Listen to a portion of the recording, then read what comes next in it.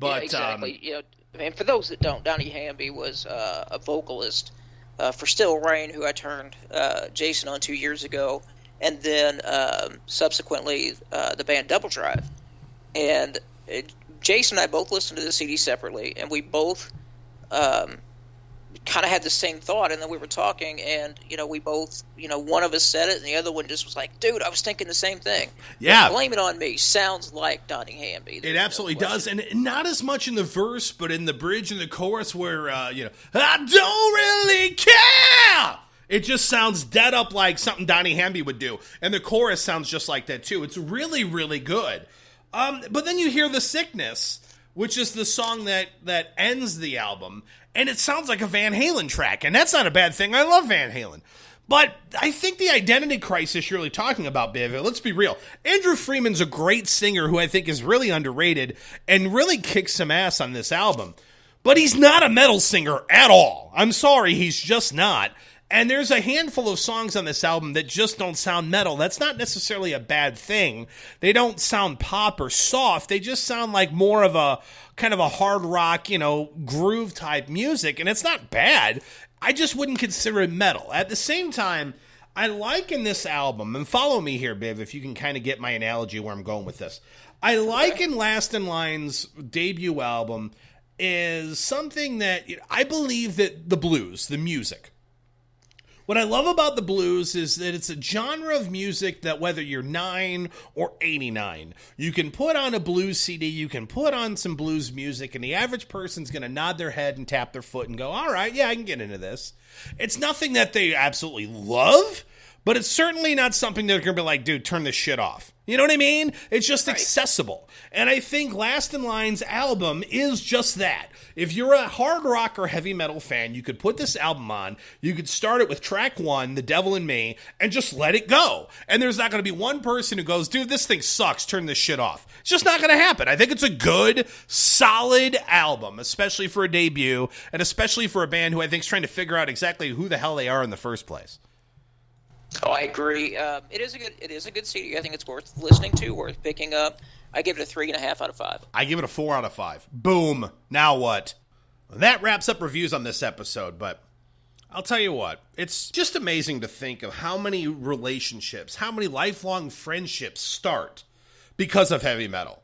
We talked on the first episode of According to Metal, which Biv and I met 15 years ago. We were going to be roommates in a corporate apartment. We both worked for the same company. We didn't know anything about each other other than the fact that a mutual friend of ours said, hey, you guys are going to get along because you both like baseball and you both like heavy metal. And that's absolutely true. And I remember being in the apartment and cranking up some Deliverance by Corrosion and Conformity and just rocking out, and just I still remember that to this day. And here we are, still friends 15 years later, still talking metal, and even have a podcast in which we talk metal with you every single episode that we do. You think about Brian Slagle, the head of Metal Blade Records, meeting Lars Ulrich at a concert in which Lars approaches him because he's wearing a Saxon t-shirt. And they became friends and started really a relationship that kind of launched Metallica and Metal Blade Records at the same time. Again, just commonalities. Oh, you're into Saxon, so am I. And you could say the same thing for our guest on this episode of According to Metal, Markus Maichel, who is one of the founding members of the band Dante. Great band that many of you haven't heard of, but should. But he met the other co-founder of the band, Marcus Berger, at a Dream Theater concert of all places. And they kind of hit it off. They're both into prog metal, decided to form a band. And unfortunately, Marcus Berger passed away after Dante's last release, November Red. And, which is a terrible tragedy of the band. But the band presses on. And in fact, they have a new album coming out March 18th entitled When We Were Beautiful. And we're actually going to be playing the first single off of that album here in just a little bit. But we're so excited to have him on the program. Markus Maichel from Dante. Markus, welcome to According to Metal. Yeah, thanks for having me. It's an honor. Marcus, about the time your last album, November Red, was released, you tragically lost your bassist and guitar player, Markus Berger. Who did you find to fill those shoes, and what was that process like? Well, actually, we haven't just found a bass player yet. We were talking many times about that. We even had a few bass players audition, but up to now, we just haven't found a replacement for him. It's just didn't find anybody who was, like a good fit. So what we're doing right now live is that we are basically reamping the tracks that Markus played in the studio and basically playing without a bass player live. And for the new album, we just had a bunch of guest bassists for the whole album. So no bass player here. I mean, it's been a tough time, obviously. I mean, if you have to deal with something like that, and we just couldn't find anybody who was just like, suited to the band and was, like a good fit. So we will probably play or have a bass player sometime in the future, but right now we're just not having a permanent bass player in the band. When you guys wrote Nessa, the epic 19-minute or so track off of Saturn, yeah. Did you sit down with the idea of making an extremely long track like that, or did it just organically happen that way? Well, it actually, we had an epic on the first album, The Taking, which is also something like 18 minutes long, and this was a song that just happened to become a long song. What the deal with Vanessa was, at that time, our bass player to that time, Dennis,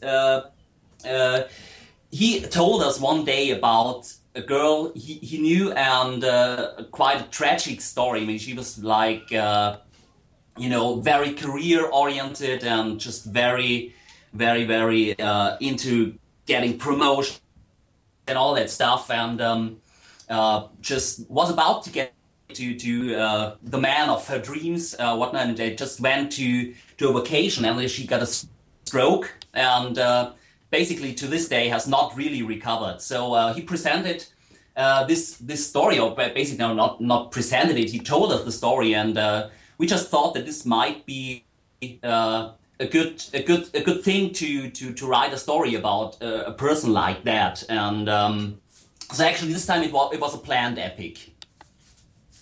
And we just wrote the song according to that real story, if you will.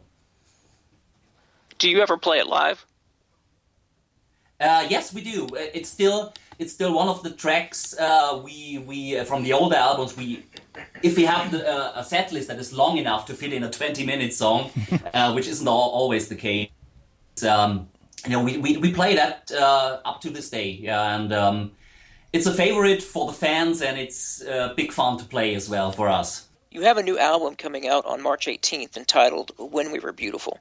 For Dante fans, what should they expect? And for those who are new to Dante, what are they in for? Well, actually, for anybody who does know something about our music, it's just a natural development. I mean, we've through the albums and through the years, we've just developed the music we play from a more like prog rock based music to incorporating more and more of the metal stuff. And well, the new album is, I think it's a very cohesive piece of music, like a very cohesive 60 minutes of music, or like 65 minutes, and we've got so many things in.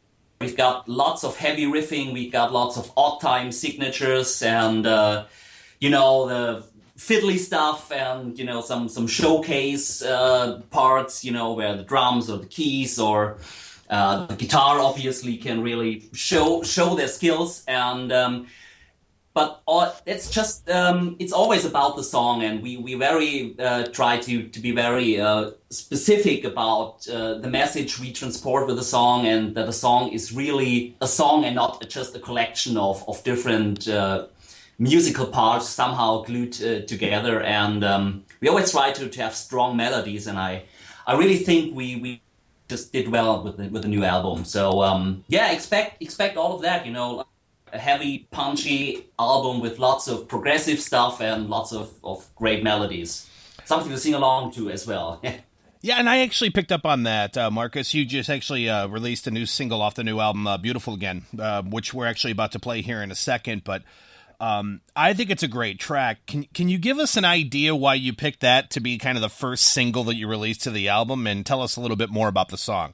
Well, actually, it was in a way it was quite easy because if you look at the our albums, we usually do not have too many short songs that are a natural single, if you will. So you don't release a 14-minute song as a teaser for the album. So that was actually a technical reason to pick that song.